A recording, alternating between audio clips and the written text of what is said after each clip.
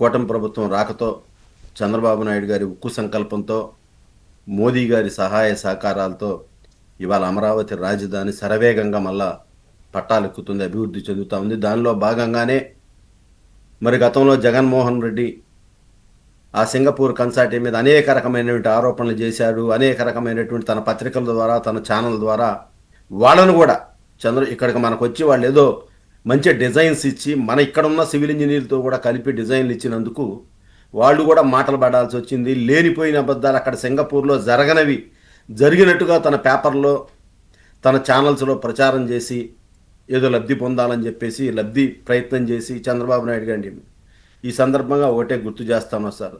దురదృష్టం, ఆయన 2019లో జగన్మోహన్ రెడ్డి అధికారంలోకి రాగానే మరి ప్రజా సమస్యలు పరిష్కరించే ప్రజావేదికని మీటింగ్ పెట్టి, సివిల్ సర్వీస్ అధికారుల మీటింగ్ పెట్టి, ఇవాళ కలెక్టర్ల మీటింగ్ జరుగుతుంది, రేపు ఐపీఎస్ ఆఫీస్ జరిగిపోగానే డెమాలిష్ చేస్తున్నాను ఇక్కడి నుంచి అనగానే ఐఏఎస్ ఆఫీసర్లు చప్పట్లు కొడితే సార్ సిగ్గనిపించింది.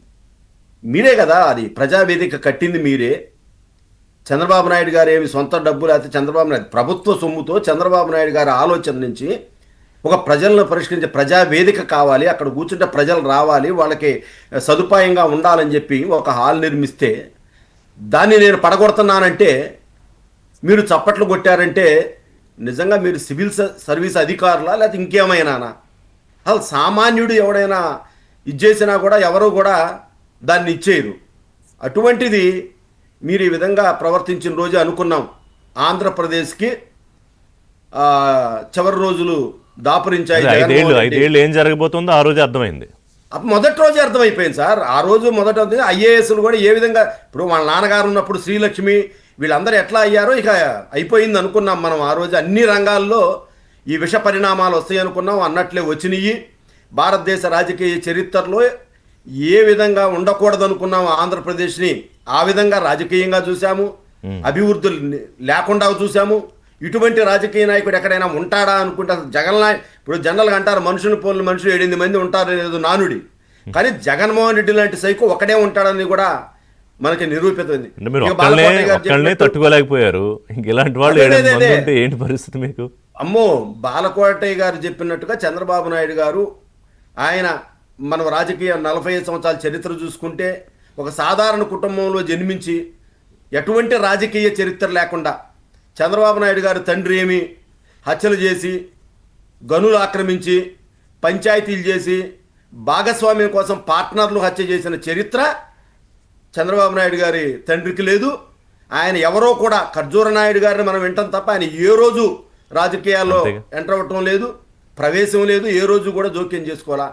మరి ఆ స్థాయి నుంచి చంద్రబాబు నాయుడు గారు 27 ఏళ్లకి ఎమ్మెల్యే అయ్యి 29 ఏళ్లకి మంత్రి అయ్యి ఈ రాష్ట్రానికి దామోదరం సంజయ్ గారి తర్వాత అతి పిన్న వయస్కుడు. చాలామంది అనుకుంటారు జగన్ యంగ్ ఏజ్ వచ్చాడు, కాదు, జగన్ కంటే తక్కువ ఏజ్లోనే చంద్రబాబు నాయుడు గారు ముఖ్యమంత్రి అయ్యారు. ఈ రాష్ట్రానికి అద్భుతంగా పరిపాలించాడు 10 సంవత్సరాలు. నేను చెప్తా ఉన్నా, ఈ దేశంలో ముఖ్యమంత్రిగా ఎంతకాలం ఉన్నారో ప్రతిపక్ష పాత్ర కూడా నష్టాలు, కష్టాలు, అవమానాలు, పూలు అన్నీ భరించిన ఏకైక వ్యక్తి ఈ దేశంలో చంద్రబాబు నాయుడు గారు. అభివృద్ధికి వస్తే ఉక్కు సంకల్పం, ఆయన అనేక రకమైనటువంటి ఆరోపణలు చేశారు. ఆయన 45 సంవత్సరాల రాజకీయ చరిత్ర చూసుకుంటే ఒక్క హెరిటేజ్ ఫుడ్స్ అని తప్ప రెండో వ్యాపారాన్ని చూపించమనండి ఎవరినైనా, ప్రత్యర్థులైనా కూడా.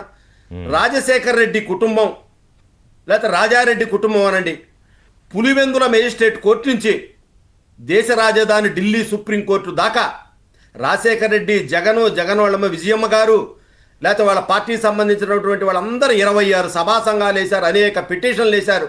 ఇదిగో చంద్రబాబు నాయుడు అవినీతిలో దొరికిపోతున్నాడు, అది చేస్తామని. ఒక్కటంటే ఒక్క ఆరోపణ నిరూపించకపోగా సుప్రీంకోర్టు మిమ్మల్ని తిడితే అప్పుడు మీరు విత్డ్రా అయ్యారు పిటిషన్.